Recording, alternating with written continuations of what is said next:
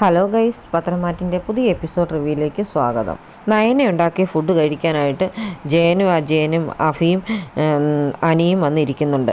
അന്നേരം അജയൻ പറയും, ജാനകി നീ ഇതെല്ലാം കൂടെ ഒന്ന് വിളമ്പിത്തരാൻ. ഇവിടെ വിളമ്പുകാരൊക്കെ വേറെ ഉണ്ടല്ലോ, അതുകൊണ്ട് ഞാൻ വിളമ്പുന്നൊന്നുമില്ലെന്ന് പറയും. അപ്പോൾ നയന വന്നിട്ട് എല്ലാവർക്കും ആഹാരം വിളമ്പി കൊടുക്കും. കഴിച്ചിട്ട് ജയൻ പറയുന്നുണ്ട്, വളരെ നന്നായിട്ടുണ്ടല്ലോ എന്ന്. അതെ, ശരിയാ, വളരെ നന്നായിട്ടുണ്ട്, അമ്മ ഉണ്ടാക്കുന്ന പോലെ തന്നെയെന്ന് അജയനും പറയും. അത് കേൾക്കുന്ന അഭി പറയും, മുത്തശ്ശി കേൾക്കണ്ടെന്ന്. അതൊന്നും സാരമില്ലടാ, അമ്മ തന്നെയാ നയനയുടെ ആഹാരത്തെക്കുറിച്ച് ഏറ്റവും കൂടുതൽ പുകഴ്ത്തിയിട്ടുള്ളത്. ഇങ്ങനെ നയനെ പുകഴ്ത്തുന്നതൊന്നും ജാനകിക്കും അനാമികയ്ക്കും രേവതിക്കും ഇഷ്ടപ്പെടുന്നില്ല. അത്രയ്ക്ക് കൊള്ളാവുന്നൊന്നും അല്ല, അല്ലെങ്കിൽ ഞങ്ങളുടെ വയറിങ്ങനെ കേടായി പോകുമായിരുന്നോ എന്ന് അനാമിക പറയും. അത് കേൾക്കുമ്പോഴത്തേന് ജയൻ പറയുന്നുണ്ട്, അതിന് മോളുണ്ടാക്കിയ പായസം വളരെ നല്ലതായിരുന്നല്ലോ, ഞങ്ങളെല്ലാവരും കഴിച്ചു, ഞങ്ങൾക്ക് ആർക്കും ഒരു കുഴപ്പമുണ്ടായില്ലെന്ന് പറയും. അതിങ്ങനെ ചിലർ ഞങ്ങൾക്ക് വേണ്ടി മാത്രമായിട്ട് ഉണ്ടാക്കിയതായിരിക്കും, അതാ ഞങ്ങളുടെ വയറ് മാത്രം ഇങ്ങനെ കേടായെന്ന് രേവതിയും പറയും. അത് കേൾക്കുന്ന നയന് പറയുന്നുണ്ട്, ദൈവങ്ങൾ അമ്പലങ്ങളിലും നമ്മളുടെ പൂജാമുറികളിലും മാത്രമല്ല നമ്മളുണ്ടാക്കുന്ന ആഹാരത്തിലും ഇരിക്കുന്നുണ്ടെന്ന് വിശ്വസിക്കുന്ന ആളാണ് ഞാൻ. അതുകൊണ്ട് കഴിക്കുന്ന ഭക്ഷണത്തിലൊന്നും ഞാൻ വിഷം കലർത്താറില്ല എന്ന് പറയുന്നു. ഇവരുടെ ചോദ്യങ്ങൾക്കൊന്നും മറുപടി പറയാൻ എന്നെക്കൊണ്ടാവില്ല അച്ഛാ, അതുകൊണ്ട് ഞാൻ പോവുകയാണെന്ന് പറഞ്ഞ് നയനെ അങ്ങ് പോവും. നയന പോയി കഴിയുന്ന ഉടനെ ജാനകി പറയുന്നുണ്ട്, അവൾ പോയല്ലോ, ഇനി ഞാൻ ഭക്ഷണം വിളമ്പിത്തരാമെന്ന്. അതിൻ്റെ ആവശ്യമൊന്നുമില്ല, ഞങ്ങൾക്ക് വിളമ്പി കഴിക്കാൻ അറിയാമെന്ന് പറഞ്ഞ് അജയൻ അങ്ങ് ആഹാരം കഴിക്കുന്നു.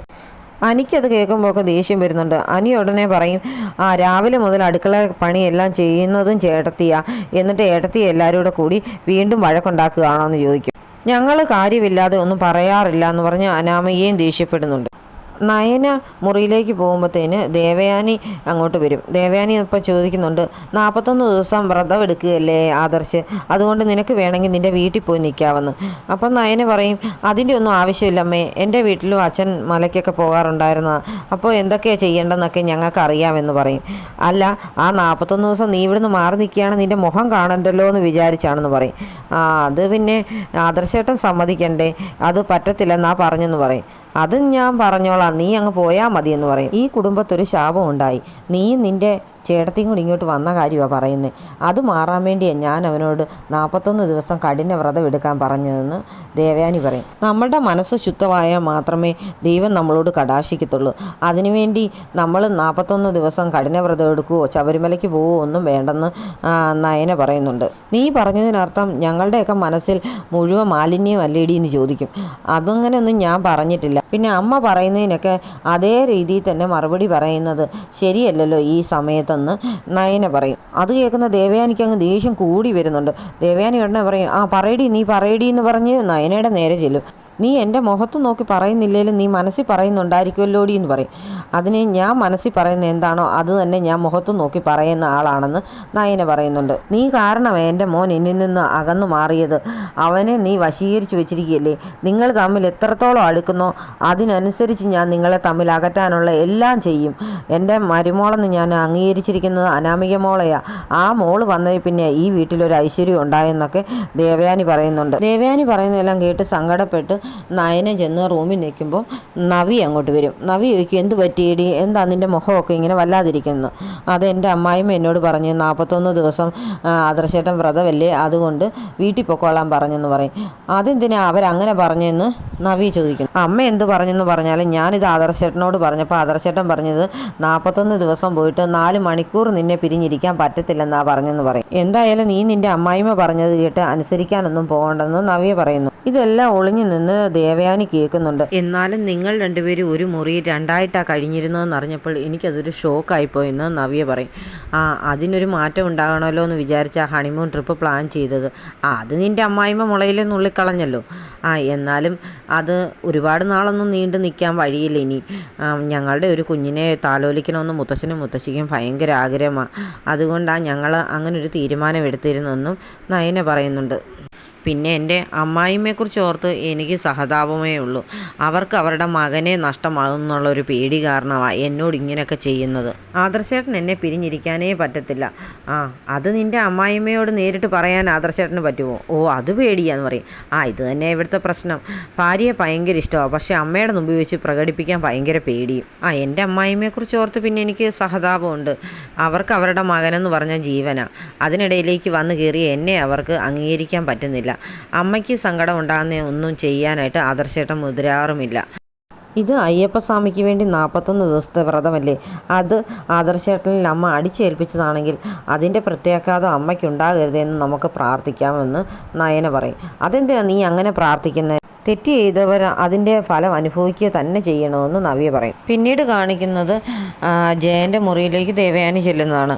എന്നിട്ട് ദേവയാനി പറയും, ഹണിമൂണിന് പോകാത്തതിൻ്റെ കലിപ്പ് അവൾക്ക് എന്നോടുണ്ട്.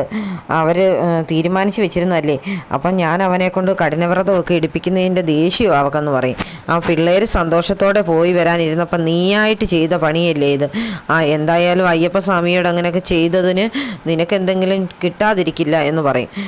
എനിക്ക് കിട്ടുന്നെങ്കിൽ ഞാൻ അങ്ങ് മേടിച്ചോളാം എന്നൊക്കെ പറഞ്ഞ് ദേവയാനി അങ്ങ് ദേഷ്യപ്പെടും. നിനക്കാണെങ്കിൽ ഇന്ന് അമ്പലത്തിൽ വെച്ച് തലകറക്കം ഉണ്ടായില്ലേ എന്ന് പറയും.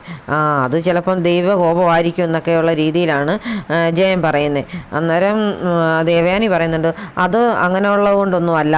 അന്നേരം ജയേട്ടന് ശയനപ്രദർശനം നടത്തിയില്ലേ, അത് പെട്ടെന്ന് നടത്തുന്ന കണ്ടപ്പോൾ എനിക്ക് ഷോക്കായി. അതിൽ നിന്നാണ് എനിക്കങ്ങനെ തലകറക്കം ഉണ്ടായെന്ന്. എൻ്റെ മരുമകളെ നീ സ്നേഹിക്കാൻ വേണ്ടി ഞാൻ ശയനപ്രദർശനം മാത്രമല്ല ദൈവങ്ങളുടെ കാല് പിടിക്കാൻ വരെ റെഡിയാണെന്ന് ജയൻ പറയും.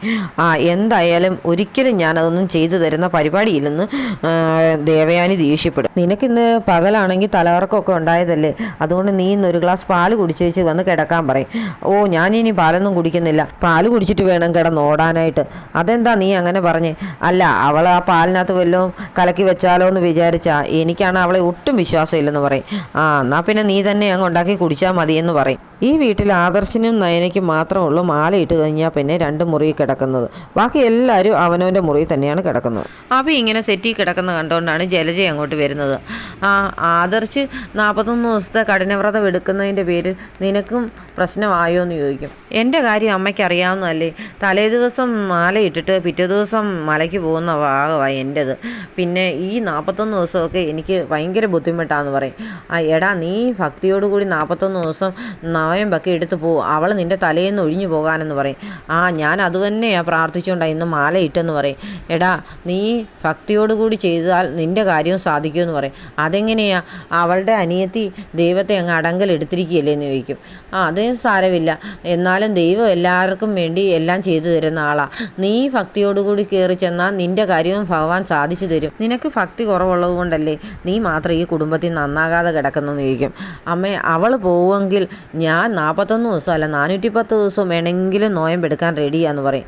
അങ്ങനെ വിശ്വാസത്തോടു കൂടി നീ ഈ പ്രാവശ്യം എടുത്ത് മല കയറണം, എന്നിട്ട് വേണം അവളെ ഈ വീട്ടിൽ നിന്ന് പോച്ച് ചാടിക്കാൻ പറയും.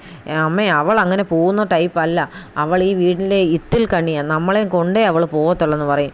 എടാ, അവളെ നമുക്ക് ഇവിടുന്ന് തുരത്തണം, അതിനുവേണ്ടി നീ എന്തായാലും പോയി പ്രാർത്ഥിച്ച് വരണമെന്ന് ജലജ പറയും. പിന്നീട് കാണിക്കുന്നത് രേവതി അനാമികയും കൂടെ നിന്ന് ചർച്ച ചെയ്യുന്നതാണ്. അമ്മേ, നമ്മളെ ഇട്ട് ഇവിടുന്ന് ഓടിച്ചതല്ലേ, അതുകൊണ്ട് അവക്കൊട്ടൊരു പണി കൊടുക്കണമെന്ന് പറയും. നവ്യയാണ് അവരുദ്ദേശിക്കുന്നത്. അവളുടെ വയറ്റിൽ കിടക്കുന്ന കുഞ്ഞിനെ തന്നെ നമുക്കങ്ങ് ഇല്ലാതാക്കണം, അവൾക്ക് വിഷം കൊടുക്കണം അമ്മേ എന്നൊക്കെ അനാമിക അമ്മയോട് പറയാണ്. രേവതി അങ്ങനെ തന്നെയാണ് പറയുന്നത്. അവക്കൊട്ട് നമുക്ക് നന്നായിട്ടൊരു പണി കൊടുക്കണം, അവളുടെ കുഞ്ഞില്ലാതാകാനായിട്ടുള്ള വിഷം തന്നെ നമുക്ക് കൊടുക്കാം എന്നൊക്കെ പറയും. ഇതൊക്കെ കേട്ടുകൊണ്ട് ജലജ അവിടെ മാറി നിൽപ്പുണ്ട്. ഈ സീരിയലിൻ്റെ മെയിനായിട്ടുള്ള പ്രത്യേകതയാണിത്. ഈ വീട്ടിൽ ആരെങ്കിലും 2 പേര് സംസാരിച്ചുകൊണ്ട് നിന്നാൽ മൂന്നാമതൊരാൾ പാത്ത് നിന്ന് ഇതെല്ലാം കേൾക്കും. നവ്യയുടെ കുഞ്ഞിനെ കളയുന്ന കാര്യമാണ് ഇവർ ഡിസ്കസ് ചെയ്യുന്നതെന്ന് ജലജയ്ക്ക് മനസ്സിലാവും. അന്നേരം ജലജ ഓർക്കും, എൻ്റെ പരിപാടികളെല്ലാം ഇവരെ ഏറ്റെടുത്ത കാരണം എനിക്ക് ജോലി ഭാരം കുറഞ്ഞല്ലോ എന്ന് പറയും. ജലജ അവിടെ നിൽക്കുന്നത് അനാമിക കാണും. എന്നിട്ട് അമ്മയോട് പറയും, അമ്മേ ദേ അനിയുടെ അപ്പച്ചൻ നിൽക്കുന്നെന്ന്. അന്നേരം ജലജ അങ്ങ് ചെല്ലും. അവൾ മോളെ നശിപ്പിച്ചിട്ടേ അടങ്ങത്തുള്ളൂ, അതുകൊണ്ട് മോക്ക് ഇവിടെ നിലനിൽക്കണമെന്നുണ്ടെങ്കിൽ അവളുടെ വയറ്റിലെ കുഞ്ഞിനെ കളയണം, അവളെ ഇവിടുന്ന് ഓടിച്ചേ പറ്റത്തുള്ളൂ എന്നൊക്കെ പറഞ്ഞ് ഇവർക്ക് ഓരോ സപ്പോർട്ടായിട്ടുള്ള വാചകമൊക്കെ ജലജ പറയുന്നുണ്ട്. പിന്നീട് കാണിക്കുന്ന ആദർശ് റൂമിലേക്ക് വരികയാണ്.